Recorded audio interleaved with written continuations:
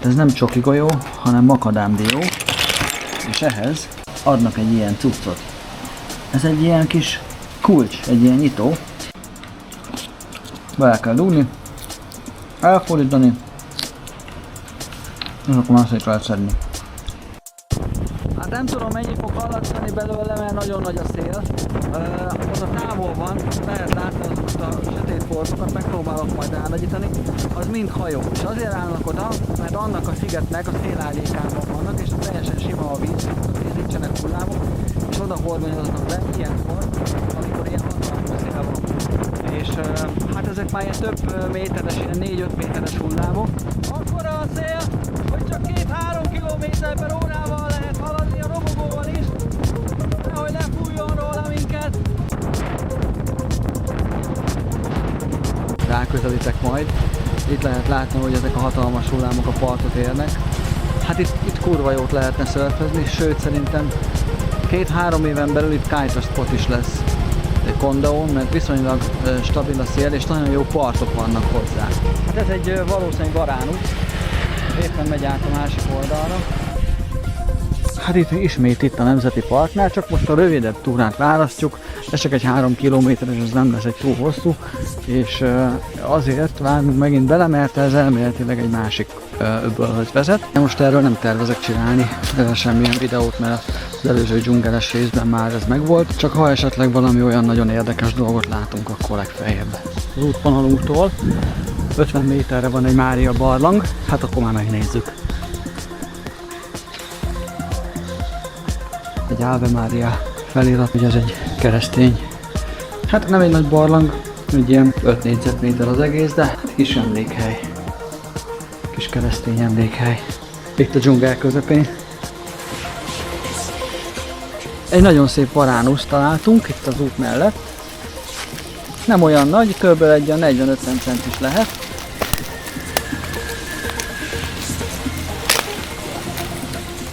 Na ott van még egy majom. Illetve fölötte ilyen egy valami érdekes gyümölcs, nem tudom, így ló. Nem tudom mi lehet, de a majom az tök cuki amúgy. Észre se vettük volna, hogyha nem adja a hangot. Hello! Nem hoztunk most neked semmit. És elértük a vízesést. Hát itt vízesésecske. Na de hát ne legyünk tehetetlenek, tök jól néz ki. És a környezet is pazar. Mert ott meg már az óceán. A hatalmas hullámokkal, illetve szembe is van egy pici sziget.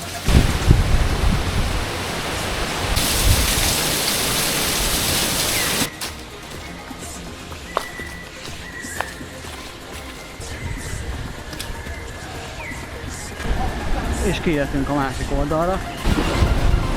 Tudod, ilyen most a part. Kint van az íz rendesen.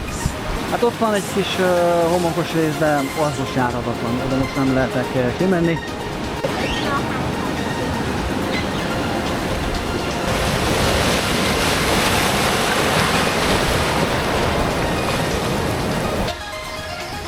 Na hát így, hogy láttuk már ezt a partot is, elindultunk visszafelé a Nemzeti Parknak a bejáratához. Ez is szép volt, ez a 3 kilométeres, bár nem volt olyan kemény, mint a 8-as, mert ugye a 8-asnál volt több mint egy 500 méteres szint is, viszont itt érdekes dolgokat láttunk, ugye több állatot is például. Mára már több program nincs, késő délutánra érünk vissza, és akkor pihi.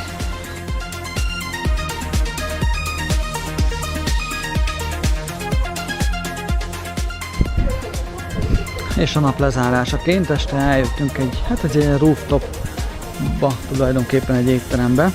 Elméletileg ez egy ilyen olasz talján étterem, hát majd meglátjuk, hogy mikek lesznek itt, meg mennyiért. 2 dolog miatt megyünk tovább. Az egyik az az, hogy ugye rooftopba jöttünk, aminek az lenne a lényeg, hogy jó legyen a kilátás. Hát itt nincs kilátás, semmi, mert ahol az asztalok vannak, itt semmi kilátás nincs. Tehát jó, hogyha már az ember kijön ide, kisétál, akkor itt már van. Sőt, lehet, hogy a sört majd itt fogjuk meginni, mert egy sört fogunk rendelni, ugyanis a másik ok, ami miatt nem maradunk itt vacsorára, az az ár. Szóval a itteni viszonyokhoz képest brutálisan drága. Mit jelent az, hogy brutálisan drága? Egyébként egy olasz étterem, de nézzük azt, hogy egy olasz étel, mondjuk olyan 250 000 vietnámi dong, az olyan 2500-3000 forint. Otthon ez nem számítana soknak, ez valóban így van, de itt az itteni viszonylatban ez nagyon sok. Szóval ahová átjöttünk, ez a Bar 200. Itt már voltunk többször. Ez egy jó kis tengerparti kis étterem. Itt egyrészt sokkal jobbak az árak, meg sokkal hangulatosabb az egész. Mit eszünk? És eszünk egy ilyen ráklevest fokhagymás pirítóssal. És ugye amit már megszokhattatok korábban a célincsilaszos videóban, tonhasztéket. Ezt még itt nem sikerült ennem Dél-Ázsiában sehol, mert sehol nem láttam. De amíg elkészül a vacsoránk, ugye itt van az asztalunk, és akkor lemegyek, lesétálok a partra, hogy lássátok, hogy milyen közel van, és hibátlanul meg van csinálva. Itt már ilyen homok, és a homokban vannak asztalok. Nem ide ültünk végül, ide is lehetett volna, ez is elég autentikus, meg elég jól néznek ki, csak egyszerűen most a fűre volt kedvünk ülni. Úgyhogy itt még egy-két kókuszpálma, és már akkor itt is van az óceán. És ami még jó ebben a helyben, nézzétek meg, hogy itt a félúton, ugye az étterem és a víz között, a kókuszpálmák alá be vannak rakva babzsákok, és itt még el lehet zseniális. Hát kijöttek a főételek, egyetlen probléma van, hogy a leves az még nem. Szóval ez így el van, hogy majd a levest azt majd valamikor hozzák, hát tök felesleges elbaszás, amúgy nagyon jól néz ki a tuna is, a ribeye steak is jól néz ki, ausztrál ribeye.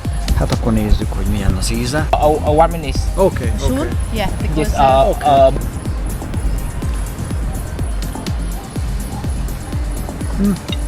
Túl lett sütve. A horvát tunaszték sokkal jobb. Ez az igazság, nem rossz. Az jobb, sokkal. A ribeye az jó. jó, medium rare kértem, rózsaszín. Íze. Ez nagyon finom, nagyon finom. Akkor azt nem jó. Szóval ennek a tunasztéknek az a problémája, hogy egyrészt vékony. Tehát ez 1 centi, 1,5 centi. Jó tunaszték, ahogy ezt korábbi videóban is már láttátok, amiket mi csináltunk a hajón, az 3,5 centi. A vastagság is ugye kívülről kérges, belül pedig rózsaszín. Ez nem olyan, ki van száradva is, pontosan emiatt. És magának a halnak az íze sem olyan így, mondjuk persze így elveszti a szaktosságát, tehát így nem is lehet olyan, de összességében csalódás ez a tuna. Hát kijött közben a leves is, hát ugye a tunát már elkezdtem, de egy kicsit elcseszték, hát így a fordított sorrendet tartva. Ilyen paradicsomos, tehát ilyen paradicsom levesszerű rákkal és fokhagymás pirítóssal. Ez finom. Igen, érdekes íze van. Na, szóval így ez. Volt összesen hát 8500 forint körülbelül, vagy legyen 9000 forint. Mi volt benne? Volt egy leves, hát ez egy paradicsomleves volt rákkal, fokhagymás pirítóssal, ez jó volt egyébként, ezért már érdemes ide visszajönni, csak azért is, még ilyet soha nem ettem, de zseni volt.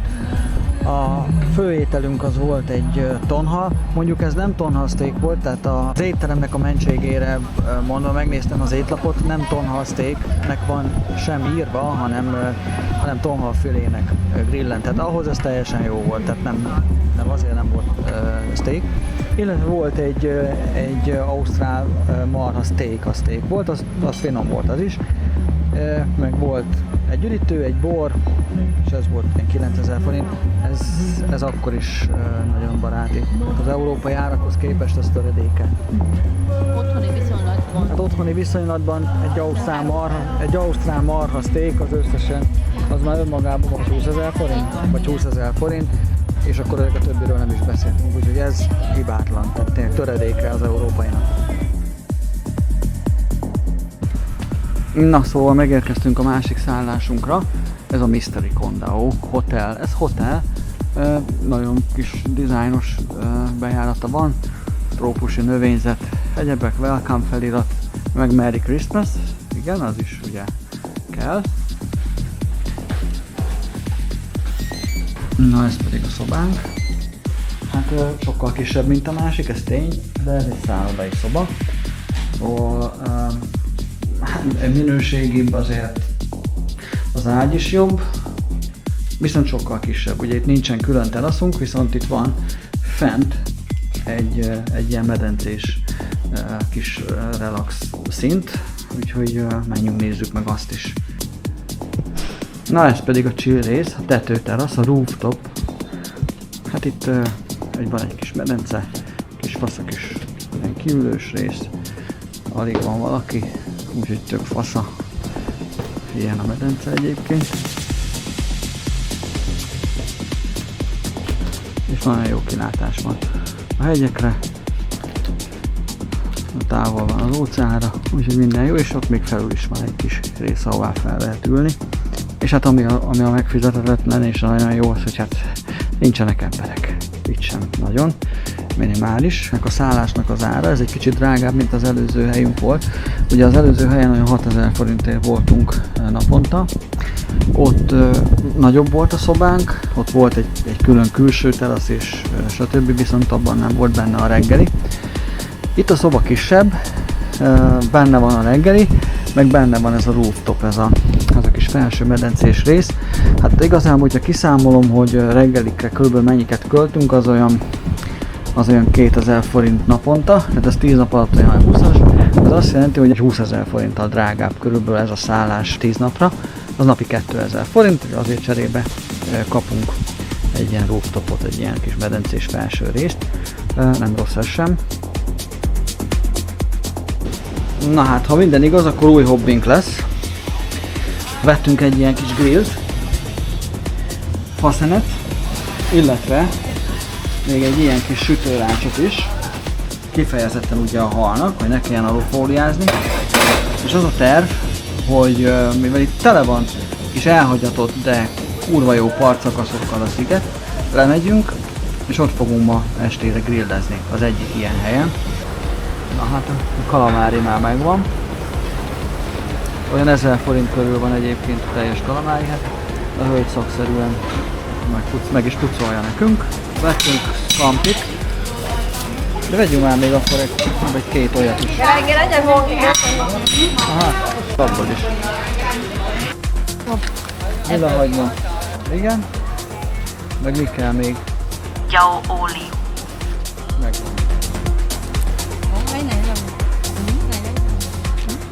Szóval itt senki nem tud angolul sem, vietnámi jól tudnak, és amikor mutatják, hogy mennyit kell fizetni, akkor megmutatják a pénzt, hogy mennyit adjunk oda.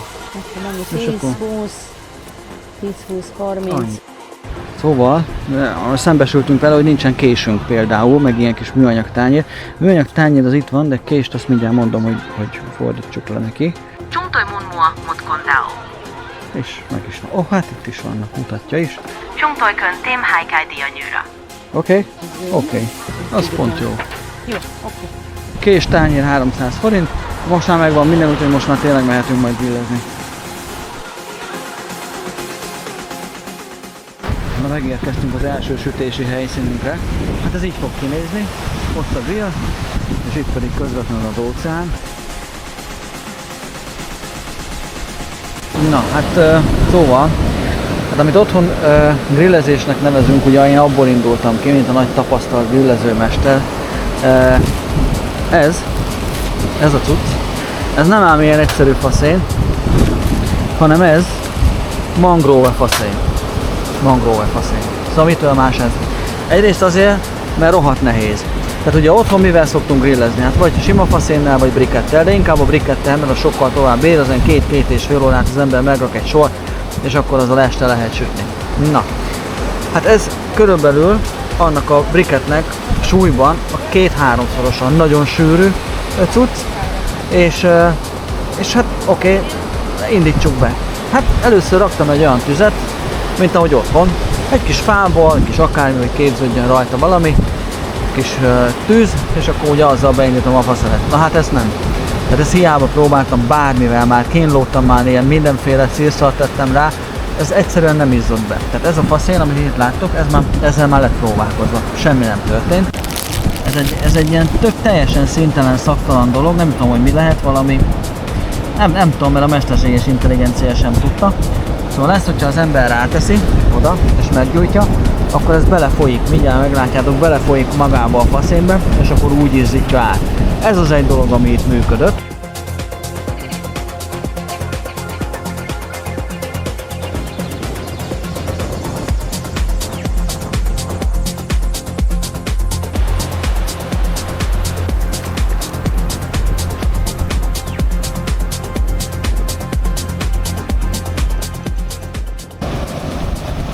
Na hát közben egészen faszául ránk sötétedett. Reméljük, hogy a dagály nem viszi el azt az egész projektet, de már nagyon jól néz ki a hal. Tehát a hal, tintahal az tulajdonképpen kész van, úgyhogy mindjárt kezdjük a rákot sütni. Most már csak a királyrákok vannak fent, meg egy-két garnéra. Befejeztük a sütést. Hát a legjobb módszer a tisztításra, homokot használva, a legjobb egyébként. Tehát a homok az zseniális, tehát az mindenre visz. És kész.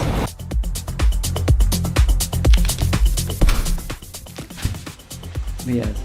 Vagy mi lesz ebből? Szöldeszka. Szóval ezt kértem, ez ilyen halasládáknak a teteje. Hát elkészült, így néz ki. Hát nem egy szép, meg meglátjuk, hogy mennyire működik, de amúgy jó nagyok itt a hullámok, tehát egy sima body surfer is ki lehetett jönni egy jó hullámon, hát ez csak segíteni fog rajta. Nézzétek meg, hogy még a vízterelő bordák is ki lett alakítva ebből a ragasztószalagból. A másik oldala az pedig kifejezetten egy ilyen dizájnos, vietnámi retro design. Ugye a kite-os barátaimnak innen is üzenem, hogy a szörfös az mindig szörfös marad. Hát akkor jöjjön, ami még nem volt. Teszteljük a surfboardot, a bodyboardot. Hát úszik.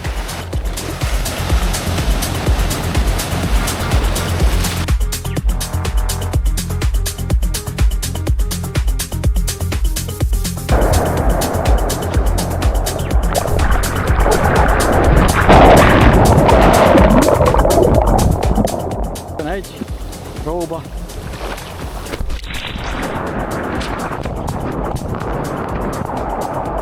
Kurva jó!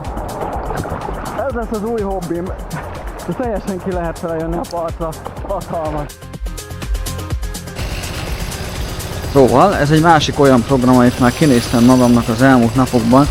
Főleg így reggel, kora reggel, délelőtt annyira visszahúzódik az óceán, hogy hatalmas területek vannak kint a vízből, szárazon, és teljesen be lehet menni ahol megtörnek a hullámok addig. Ez egy több 100 méteres út. Most már eléggé eljöttem a parttól, körülbelül egy olyan 300 métert, és még mindig van befelé vagy 400-500 méter, tehát simán egy ilyen 7-800 métert ilyenkor be lehet sétálni. Hát ugye itt vannak egyébként a bóják, ezben a vonalban, ide szokták kikötni a hajókat. Itt van egy vietnámi néni, aki szedegeti össze hát nem tudom, biztos van valami értékelhető, amit ilyenkor szed. Nem nagyon látom, hogy mi van a kosarában, nem is nagyon merek oda menni hozzá, mert lehet, hogy tolakodásnak venni, meg nem is nagyon értenénk meg egymást, hogy mit szeretnék én tőle. Szóval egy tök érdekes dolog, ott a távolban, Cölöpökön van egy ház, nem tudom, hogy mennyire fog látszani, az egy osztriga telep. Ott messze, hát azt már most nem tudom megközelíteni lábom. 20-val sem nagyon valószínű, hogy odaérnék, de hát majdnem, hogy fél útig most be lehet menni.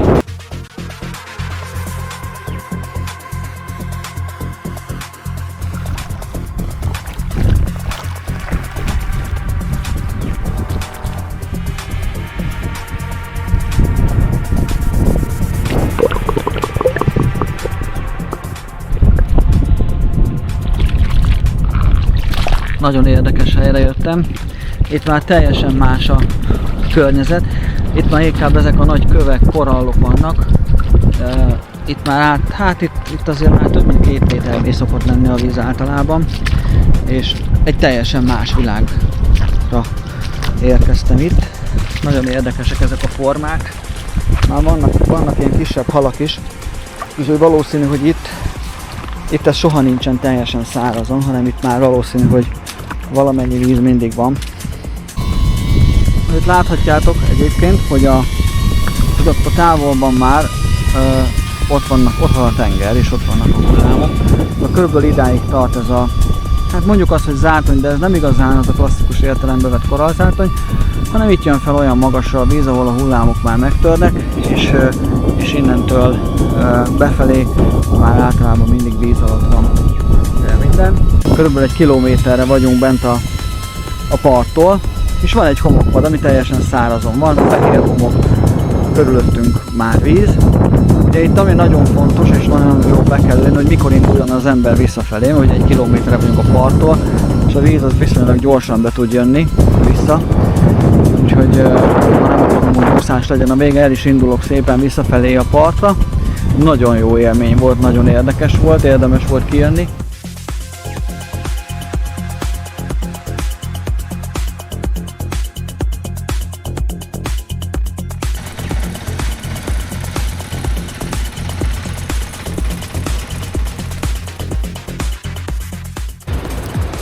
Grillezés 2.0, csak az idő és a helyszín más, de most is itt vagyunk az óceánparton, és ez egy sokkal nyitottabb rész.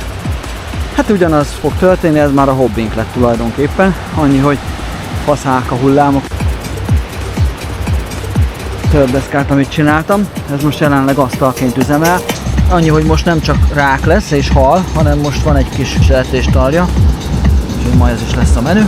Képzeljétek, kaptunk kókuszt a helyiektől, ott termelik éppen be a kókuszdiót, szedik a fáról, és meghívtuk őket, majd egy kis húsra, mert lesz egy csomó, úgyhogy marad bőven, hogy hát ha elfogadják, de nagyon jó arcok voltak, kaptunk tőlük kókuszt. Előételünk lesz akkor a sertés, és készül a második fogásunk is, hal és rák. Érdekes, hogy ennek a ráknak ilyen kékesszerű az ollója. Nagyon guszta, biztos fasza is lesz.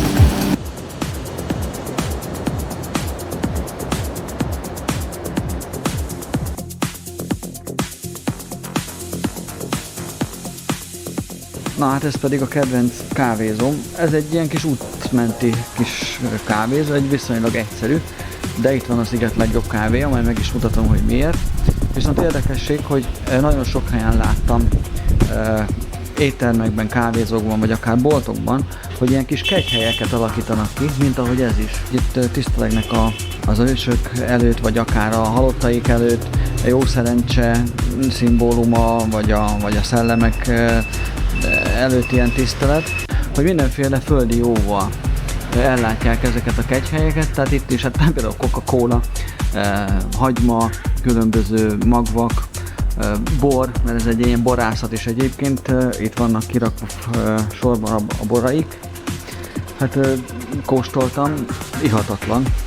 Egyébként jó, a magyar borokhoz szokottnak ez teljesen ihatatlan. Hogy miért van itt a legjobb kávé? Hát ezért, nézzétek. Szóval itt tulajdonképpen ez egy ilyen kis kotyogó, egy ilyen kis mini kotyogó kávéfőző, hogy ott benne van a felső részben a filter, a forró víz, gőz, stb. És lecsapeg a kávé, és kihoznak egy pohár jeget, egy kis daráltszerű jég, és akkor abba bele lehet tölteni a tejszínt, illetve majd a kávét. Ez így zseniális, cukor sem kell bele, meg semmi, ez így hibátlan, ahogy van.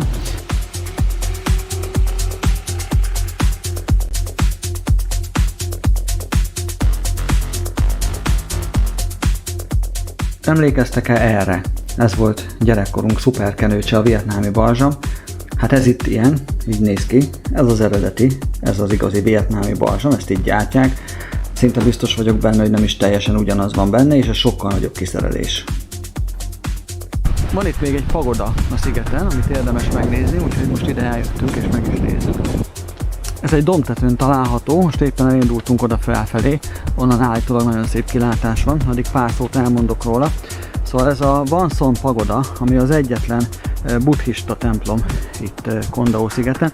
Ugye Vietnám nagyon sokáig volt kínai fennhatóság alatt, úgyhogy ez is annak egy emléke. Ez a Nui Mot hegyen található egyébként, és nagyon szép kilátás lesz elméletileg az óceánra, illetve a lótusztóra. Fel is értünk, és akkor miközben a pagodának a képsorait nézitek, akkor essen pár szó Kon Daóról, illetve Vietnámról, mert ugye 2 nap múlva elhagyjuk Kon Daót és Vietnámot, és jön a következő állomásunk, Tájföld. Ugye 3 hetet voltunk itt, kicsit több mint 3 hetet, és hát mik a tapasztalatok. Szóval a hely, az tökéletesen az volt, mint amire számítottunk egyébként. És itt visszatérek megint a mesterséges intelligenciára. Ugye a mesterséges intelligenciával terveztettük meg az utat, és az első fő szempontunk az volt, hogy legyen nyugis, ne legyen sok ember, legyenek szép strandok, legyen szép trópusi környezet, hát ez itt minden meg volt.